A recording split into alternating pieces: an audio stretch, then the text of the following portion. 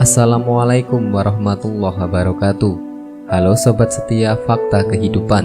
Tidak lupa kami sampaikan salam sehat, salam sejahtera. Semoga tercurah segala bentuk kebaikan dan juga kita semua dalam lindungannya. Seperti biasa, kita akan berbagi kisah dari yang unik, menarik sampai bikin nangis. Mari kita simak kisahnya.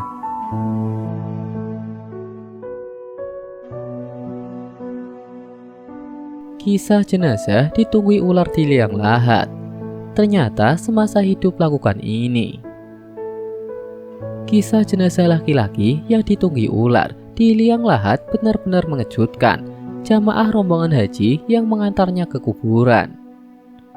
Kisah ini terjadi pada zaman sahabat Nabi.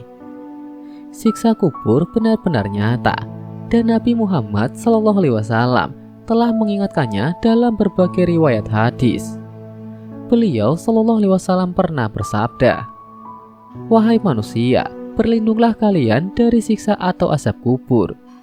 Sesungguhnya azab kubur itu benar adanya." Hadis riwayat Ahmad. Berikut kisah jenazah yang ditunggui ular di liang lahat. Kisah ini dinukil dari kitab Tabihul Ghafilin karya Syekh Abu Laid As-Samarqandi, ulama fikih wafat 373 Hijriah. Ketika itu, Abdul Hamid bin Mahmud An-Mukli duduk bersama Ibnu Abbas radhiyallahu an. Tiba-tiba datang beberapa orang dan berkata, "Kami rombongan haji dan bersama kami ini ada seorang ketika sampai di daerah Dzanifah, tiba-tiba ia meninggal dunia. Maka kami siapkan segala keperluannya. Ketika menggali kubur untuknya, tiba-tiba ada ular sebesar lahat. Maka kami tinggalkan. Ketika kami menggali tempat lain juga ada ular. Maka kami biarkan. Dan kemudian menggali tempat lain juga kami mendapatkan ular. Kami bertanya kepadamu, apa yang harus kami perbuat terhadap mayat ini?" Mendengar itu, Ibnu Abbas menjawab, "Itu dari amal perbuatannya sendiri. Lebih baik kalian kubur saja. Demi Allah, andaikan kalian gali bumi ini semua, niscaya akan kamu dapati ular di dalamnya." Maka mereka kembali menguburkan mayat laki-laki itu di dalam salah satu kubur yang sudah digali itu. Ketika kembali ke daerahnya, mereka pergi ke keluarga mayit untuk mengembalikan barang-barangnya, sambil bertanya kepada istrinya, apakah amal perbuatan yang dilakukan oleh suaminya. Jawab istrinya, "Dia biasa menjual gandum dalam karung. Lalu dia mengambil sekedar untuk makanannya sehari dan menaruh tangkai-tangkai gandum itu ke dalam karung itu, seberat apa yang diambilnya itu." Imam Abu Lais berkata, kisah ini menunjukkan bahwa khianat itu salah satu sebab siksaan kubur dan apa yang mereka lihat itu sebagai peringatan dan jangan sampai berkhianat. Kisah berikutnya diceritakan oleh Imam Abu Lais dalam kitabnya. Dari Amir bin Dinar berkata, ada seorang penduduk Madinah mempunyai saudara perempuan yang sedang sakit di ujung kota Madinah, akhirnya meninggal dunia. Jenazah perempuan ini pun dibawa ke kuburan untuk dikebumikan. Setelah selesai proses penguburan dan kembali ke rumah, sebuah kantong tertinggal di dalam kubur. Maka saudaranya meminta bantuan orang-orang untuk menggali kubur itu. Setelah digali, kantong itu pun ditemukan dan diambilnya.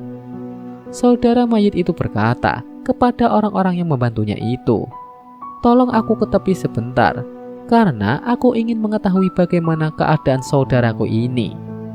Maka dibukalah sedikit lahatnya. Betapa kagetnya, tiba-tiba dilihat kuburan itu mengeluarkan api. Ia pun segera meratakan kuburan itu dan kembali kepada ibunya dan bertanya, "Bagaimanakah kelakuan saudaraku dahulu itu?" Sang ibu berkata, "Mengapa engkau menanyakan kelakuan saudaramu? Padahal ia telah mati."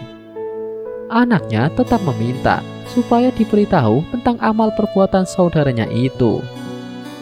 Lalu diberitahulah bahwa saudaranya itu biasanya mengakhiri sholat dari waktunya, juga lalai dalam bersuci.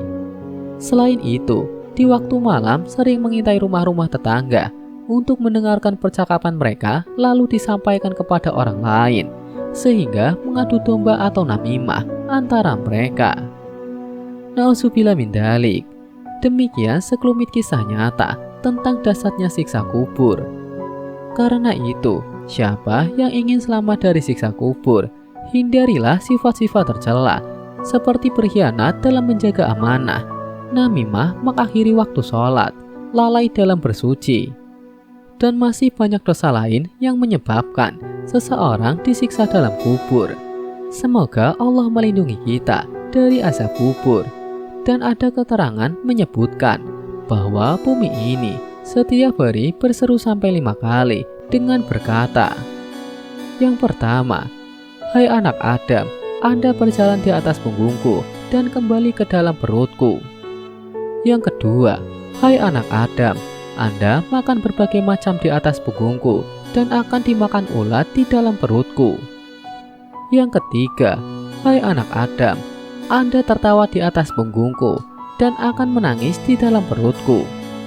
Yang keempat, hai anak Adam, Anda bergembira di atas punggungku dan akan berduka di dalam perutku. Yang kelima, hai anak Adam, Anda berbuat dosa di atas punggungku, maka akan disiksa dalam perutku.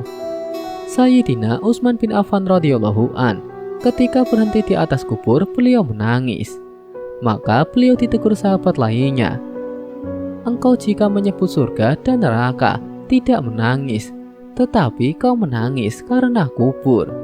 Sayyidina Utsman menjawab, Rasulullah Shallallahu Alaihi Wasallam bersabda, yang artinya kubur itu pertama tempat menuju akhirat. Maka bila selamat dari kubur, maka yang di belakangnya lebih ringan. Dan jika tidak selamat di dalam kubur, maka yang di belakangnya lebih berat daripadanya. Amalan agar terhindar dari siksa kubur, selain menjauhi dosa dan sifat-sifat tercela di atas, ada satu amalan yang dapat melindungi seorang dari siksa kubur.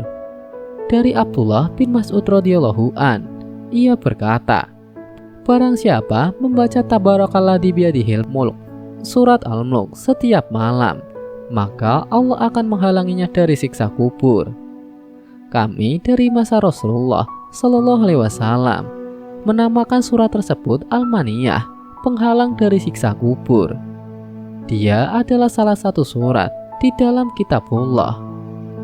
Barang siapa membacanya setiap malam, maka ia telah memperbanyak dan telah berbuat kebaikan. Hadis riwayat An-Nisa'i dalam Al-Kabir dan Al-Hakim. Imam Hakim mengatakan bahwa sanad hadis tersebut sahih. Semoga kisah di atas bisa menjadi pelajaran untuk kita semua. Sekian, wallahu a'lam bishawab.